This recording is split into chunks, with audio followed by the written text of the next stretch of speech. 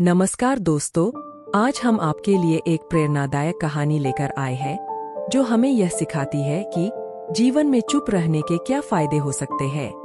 यह कहानी न केवल हमें सोचने पर मजबूर करती है, बल्कि हमें यह भी बताती है कि कैसे हमारी आदतें हमारे जीवन को प्रभावित कर सकती है।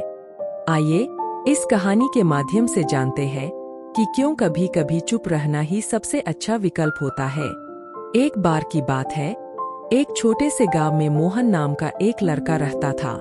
मोहन बहुत ही जिज्ञासु था और उसे हर बात में अपनी राय देने की आदत थी। वह हमेशा अपने दोस्तों और गांव के लोगों के बीच अपनी बातें कहता रहता था, चाहे वो बातें सही हो या गलत। एक दिन गांव में एक ज्ञानी संत आए।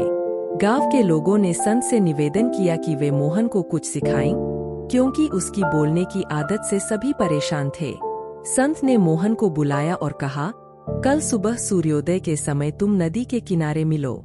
अगले दिन सुबह मोहन नदी के किनारे पहुंचा। संत पहले से वहां मौजूद थे। संत ने मोहन से कहा, देखो मोहन, नदी में यह पत्थर फेंको। मोहन ने पत्थर फेंका और पत्थर पानी में गिरते ही लहरें बन गईं। संत ने पूछा, क्या तुमने देखा कि कैसे पत्थर ने पानी में हलचल मचाई? मोहन ने सिर हिलाते हुए कहा, हाँ, देखा। संत ने फिर कहा, अब इस पत्ते को पानी में डालो। मोहन ने पत्ता पानी में डाला, लेकिन इस बार कोई हलचल नहीं हुई, पत्ता बस तैरता रहा।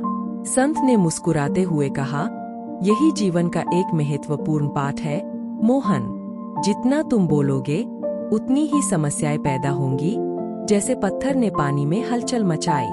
लेकिन जब तुम चुप रहोगे तो तुम्हारे आसपास शांति और सौम्यता बनी रहेगी, जैसे पत्ता पानी पर तैरता रहा।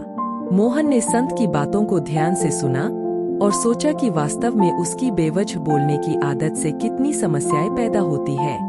उसने निर्णय लिया कि अब वह सिर्फ जरूरी बातें ही बोलेगा और बेवजह किसी भी बात में हस्तक्षेप नहीं करेगा।